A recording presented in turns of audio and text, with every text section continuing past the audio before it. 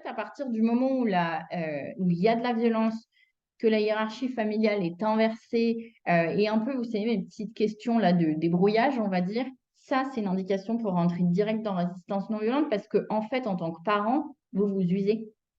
Et du coup, il faut remettre un filet de sécurité en place autour de vous, donc un peu un réseau de soutien, et puis remettre en place un certain nombre de choses. Voilà. Et une fois que ça a cédé, enfin voilà, là, on peut redescendre sur des stratégies qui seraient plus propres à tel ou tel autre trouble. Parce qu'il y a des parents qui parfois arrivent en consultation et disent, on m'a parlé de résistance non violente, on m'a parlé de Barclay, on m'a parlé de Ruby, enfin de plein d'autres trucs.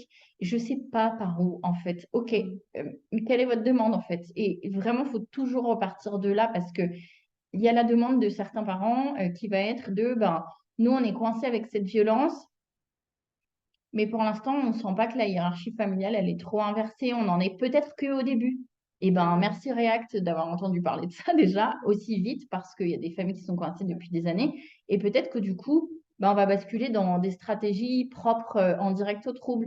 Mais par contre, si on est déjà dans des familles où il y a cette inversion de la hiérarchie familiale ou toutes ces hyper-accommodations, là, dans tous les cas, c'est résistance non violente en premier.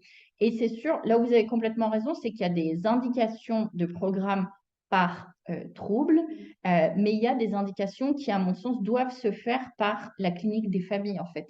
Parce que sur le papier, on se dit, tiens, lui, il a tel diagnostic, il faut qu'il fasse ça, il faut qu'il fasse ça, comme on ferait dans un compte rendu hospitalier.